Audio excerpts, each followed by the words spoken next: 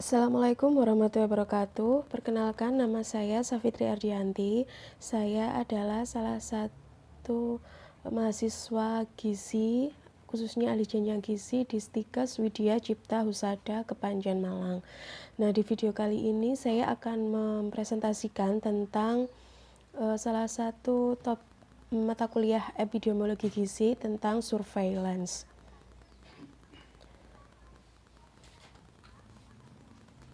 Nah, apa itu surveillance? Surveillance adalah proses pengumpulan, pengolahan, analisis, dan interpretasi data secara sistemik dan terus-menerus serta penyebaran informasi kepada unit yang membutuhkan untuk dapat mengambil tindakan. Nah, apa tujuan dari surveillance sendiri? Tujuannya menurut Depkes RI tahun 2004 yaitu untuk pencegahan dan pengendalian penyakit dalam masyarakat sebagai upaya deteksi dini terhadap kemungkinan terjadinya kejadian luar biasa atau KLB, memperoleh informasi yang diperlukan bagi perencanaan dalam hal pencegahan, penanggulangan maupun pemberantasannya pada berbagai tingkat administrasi. Nah, selanjutnya yaitu langkah-langkah kegiatan surveillance. Nah, langkah-langkah kegiatan surveillance yang pertama yaitu perencanaan surveillance.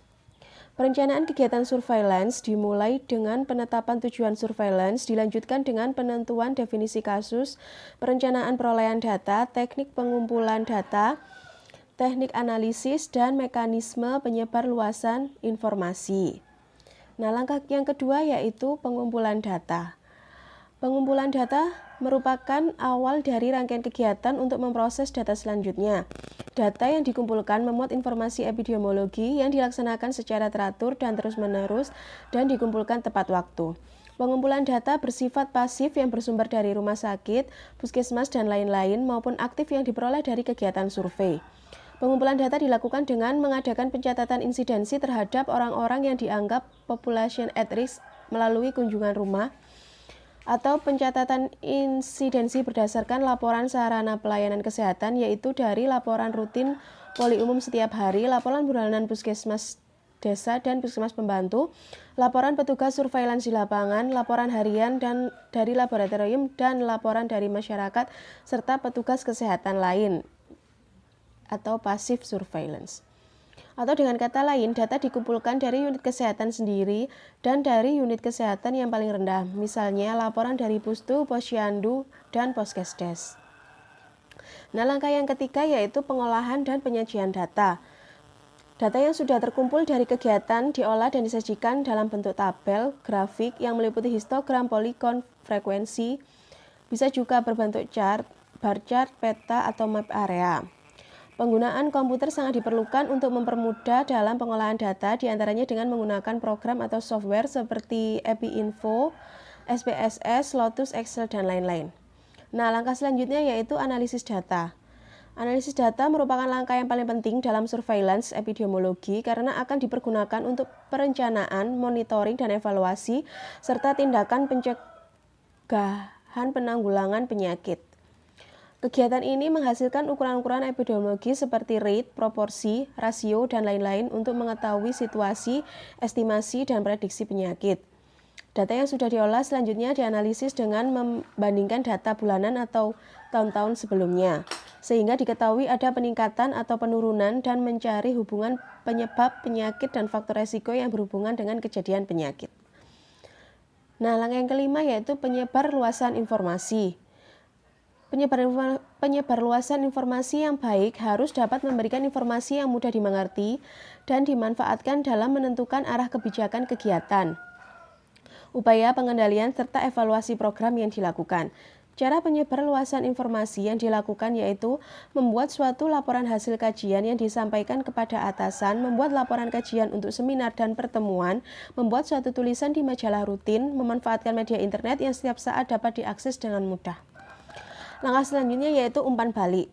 Bentuk dari umpan balik bisa berupa ringkasan dari informasi yang dimuat dalam buletin atau newsletter atau surat yang berisi pertanyaan-pertanyaan sehubungan dengan yang dilaporkan atau berupa kunjungan ke tempat asal laporan untuk mengetahui keadaan yang sebenarnya. Selanjutnya yaitu dilakukan investigasi penyakit. Setelah pengambilan keputusan perlunya mengambil tindakan, maka terlebih dahulu dilakukan investigasi atau penyelidikan epidemiologi penyakit. Dengan investigator membawa checklist atau format pengisian tentang masalah kesehatan yang terjadi. Setelah melakukan investigasi penyelidikan, kemudian disimpulkan bahwa benar telah terjadi kejadian luar biasa atau KLB yang perlu mengambil tindakan atau sebaliknya. Selanjutnya yaitu dilakukan tindakan penanggulangan. Tindakan penanggulangan yang dilakukan melalui pengobatan segera pada penderita yang sakit, melakukan rujukan penderita yang tergolong berat, melakukan penyuluhan mengenai penyakit kepada masyarakat untuk meningkatkan kesadaran masyarakat. Nah, yang terakhir yaitu evaluasi data sistem surveillance.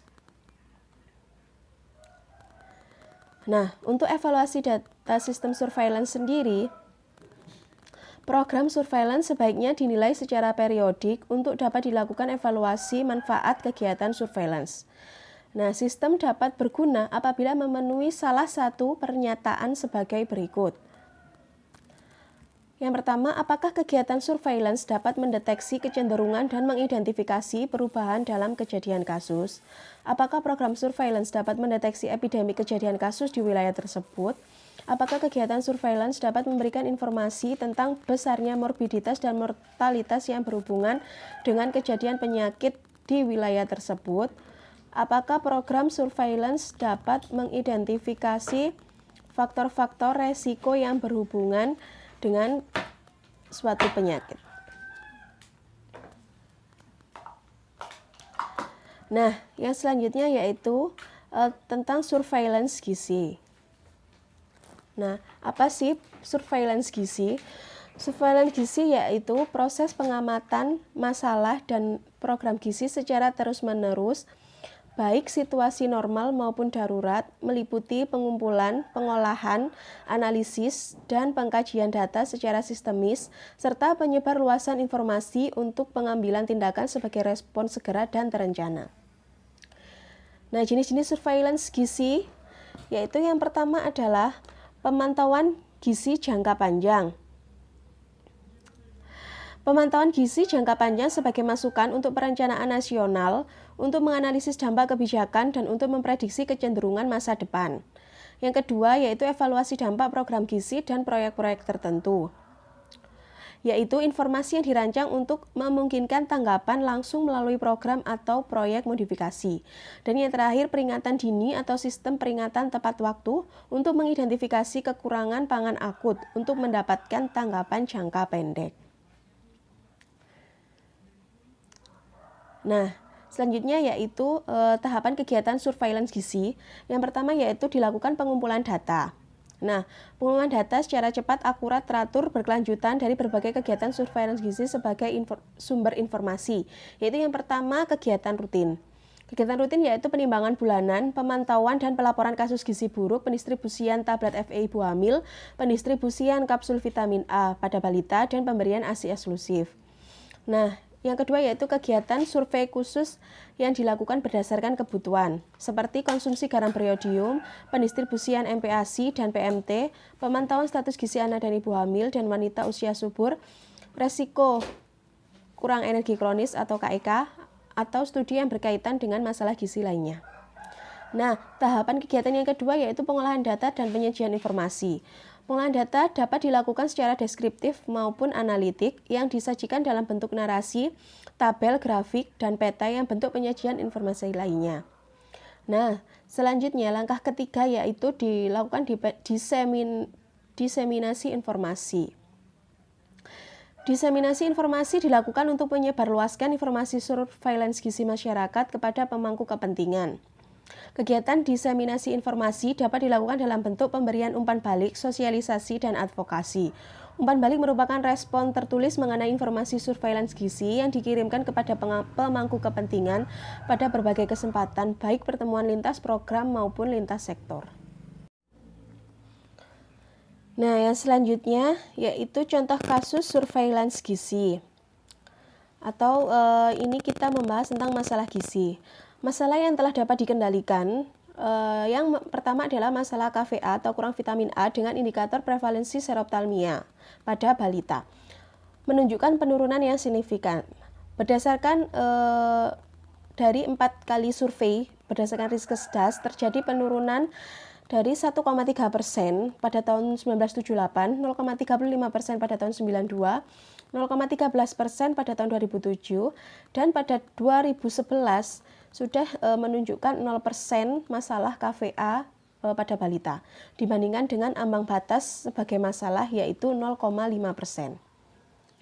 Nah, untuk masalah kedua yang dapat dikendalikan yaitu masalah gagi atau gangguan akibat kekurangan yodium, menunjukkan adanya kecenderungan menurun dari 16,3% tahun 2002 menjadi 14,9% tahun 2013. Nah, masalah yang dapat dikendalikan nomor 3 adalah anemia gizi besi pada anak usia 2-5 tahun.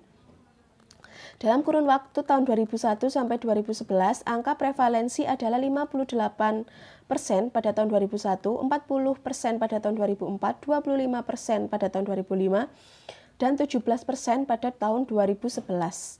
Ambang batas masalahnya adalah sebesar 20%. Nah, untuk selanjutnya adalah masalah yang belum selesai atau unfinished agenda. Yang pertama adalah balita pendek.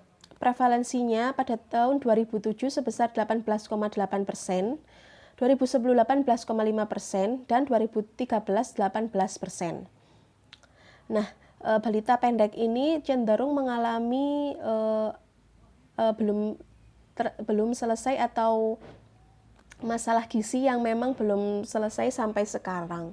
Dan yang kedua yaitu balita gizi kurang dan gizi buruk. Berdasarkan hasil Riskesdas, prevalensinya 13% pada tahun 2007 dan 2010 menjadi 13,9% pada tahun 2013. Sedangkan gizi buruk 5,4% pada tahun 2007, 4,9% pada tahun 2010. Tetapi pada 2013 meningkat menjadi 5,7%. Nah, selanjutnya masalah baru yang mengancam kesehatan masyarakat atau emerging problem yaitu adalah kegemukan. Kegemukan pada usia balita menurut prevalensi Riskesdas tahun 2001, 2010, dan 2013 menunjukkan angka 12%, 14%, dan 11,9%. Sedangkan pada kegemukan usia sekolah yaitu antara rentang umur 5-12 tahun, prevalensi anak gemuk kelompok perempuan tahun 2013 sebesar 10,7% dan prevalensi anak obesitas sebesar 6,6%. Sehingga total prevalensi anak usia sekolah kegemukan sebesar 17,3%. Pada kelompok anak laki-laki, angka ini lebih besar yaitu 10,8% dan 9,7%, sehingga prevalensi kegemukan anak laki-laki lebih besar daripada prevalensi kegemukan anak perempuan yaitu sebesar 20,5%. Nah, hambatan surveillance gizi sendiri, menurut prosesnya, proses surveillance, yang pertama dari input sendiri, yaitu kurangnya SDM.